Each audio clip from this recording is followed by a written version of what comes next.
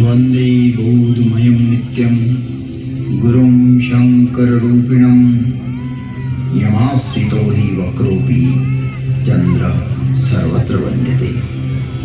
भवानी शंकरो वंदे श्रद्धा विश्वासरूपिणौ।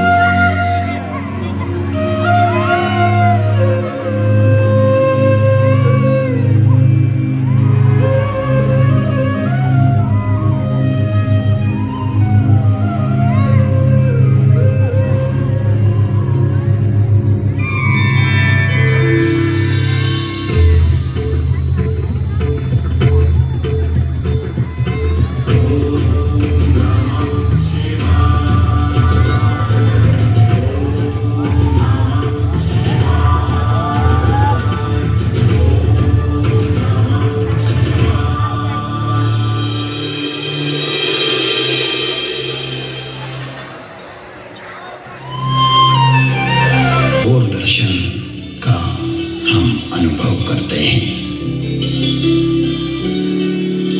इस कथानक के माध्यम से विश्वास को एक आध्यात्मिक दृष्टि प्रदान करें और भेद दृष्टि का निवारण करें।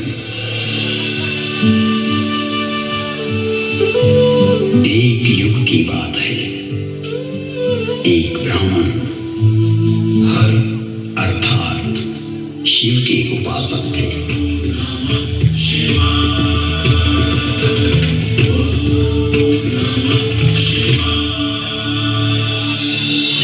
लक्ष्य था मैंने अर्थात काकभूषणी जब मनुष्य देह में था तब उनके साथ छल किया। मैं कपट भाव से उनकी सेवा करने लगा। विप्र ने मुझे पुत्र की तरह पढ़ाया और सनातन धर्म समझाया तथा परम गूढ़ एवं रहस्यमय शंभु मंत्र से मुझे दीक्षित किया।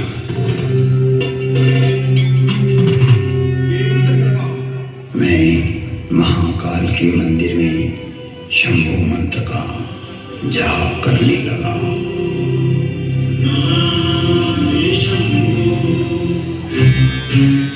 जिसकी बुद्धि में दुष्टता हो, मन में मलिनता भरी हो, विचार संकुचित हो, तो वो सभी को भेद दृष्टि से देखने लगता है।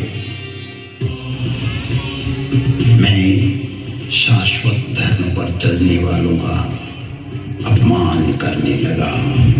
सनातन धर्म भूल गया कि जन्म से कोई श्रेष्ठ या निम्न नहीं होता। कई बार गुरु ने मुझे समझाया कि हरि और हर में कोई भेद नहीं होता है।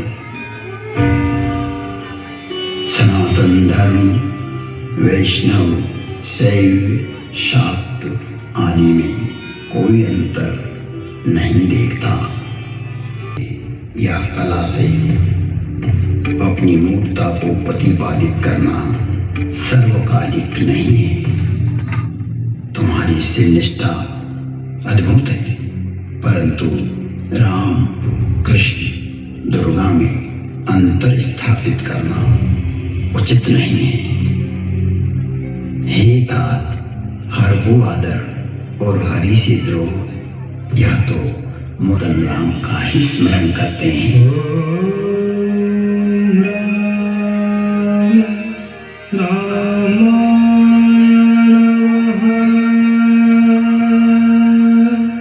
सभी राम के ही चरणानुरागी हैं।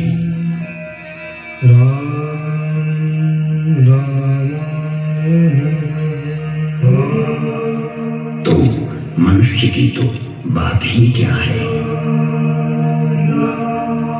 गुरु ने शिव को राम का सेवक कहा तो मेरे हठी एवं अड़ियल स्वभाव में गुरु का विद्रोह कर दिया।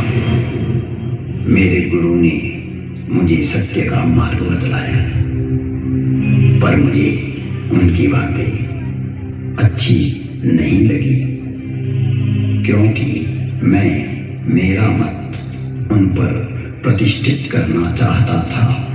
अक्षय धर्म को हानि पहुंचाकर स्वनिर्मित धर्म को स्थापित करना चाह रहा था।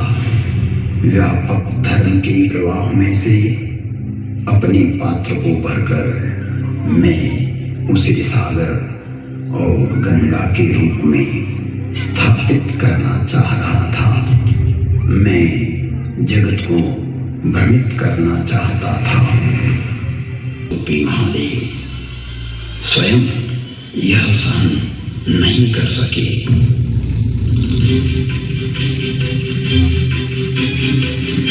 और नीलकंठ के कंठ में से हलाहल जहर उगलती हुई शापित वाणी की गर्जना हुई। मुझे इस नभवाणी की भयानकता का आभास हुआ तो मैं कांपने लगा। मंदिर मांझ भई नभवानी, रे हतभाग्य, अग्नि सनातन धर्म को तोड़ना चाहते हो, विभक्त करना चाहते हो, अपना एक पंथ पैदा कर जगत में झूठ को स्थापित करना चाहते हो। हे कपटी, हे दुराचारी, तुम व्यापक को संकुचित करना चाहते हो।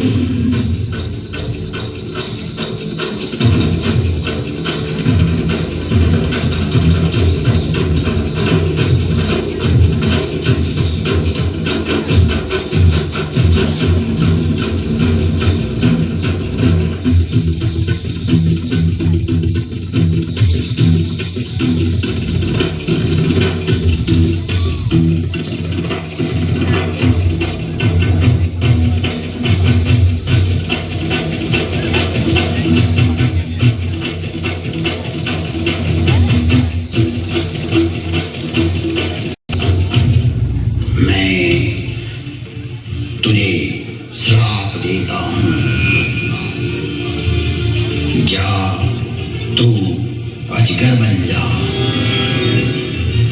तू निष्क्रिय हो जा।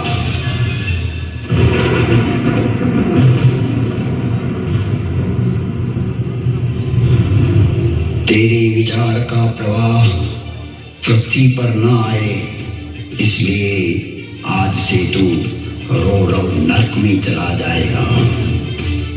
जब तक पृथ्वी है, पृथ्वी पर्यंत तो अजगर की योनि में पड़ा रहेगा, तो निष्क्रिय हो जाएगा और अधम से अधम गति को प्राप्त करेगा। इस भयदायक एवं क्रूर श्राप को सुनकर मेरी गुरु आर्तभाव से पुकार करने लगी। हे विश्वव्यापक, हे त्रिभुवन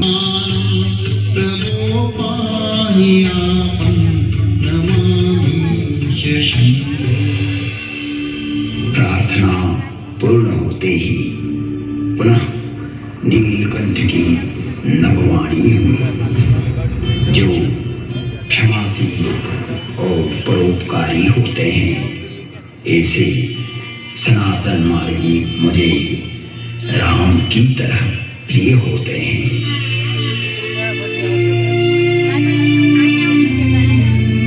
आशुतोष शिव अवधरदानी भगवान शंकर शीघ्र ही प्रसन्न हुए एवं कहा, इसने सनातन धर्म का घोर अपमान कर दाम्भिक मार्ग की स्थापना का प्रयास किया है। इसने जगत में असत्य को स्थापित करने की चेष्टा की है। मेरा श्राप कभी व्यर्थ नहीं जाता। 1000 जन्म तक यह अवश्य श्राप को भोगेगा। तुम्हारी साधुता को देखते हुए इस पर मैं अनुग्रह करता हूँ। इसे जन्म मरण का कोई दुख नहीं होगा तथा किसी भी जन्म में इसका ज्ञान नष्ट नहीं होगा। कालांतर में इसके हृदय में राम भक्ति का प्रागट्य होगा। फिर वसुंडी बोले, हे खगराज, 1000 नारकी योनियों में भटकते भटकते मैं जीती रहती थी।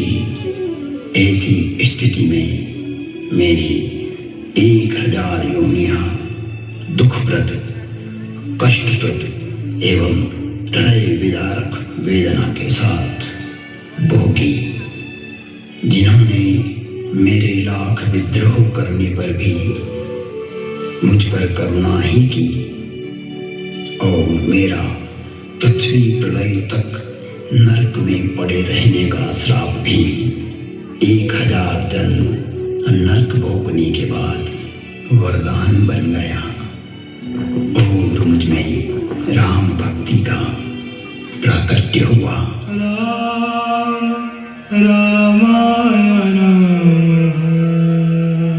वंदे बोधमयं नित्यं गुरुं शंकर रूपिणं।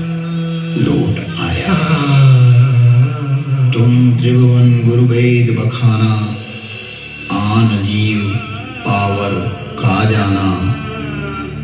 विश्वनाथ ममनाथ पुरारी, त्रिभुवन महिमा विदित तुम्हारी, विदित तुम्हारी, विदित तुम्हारी।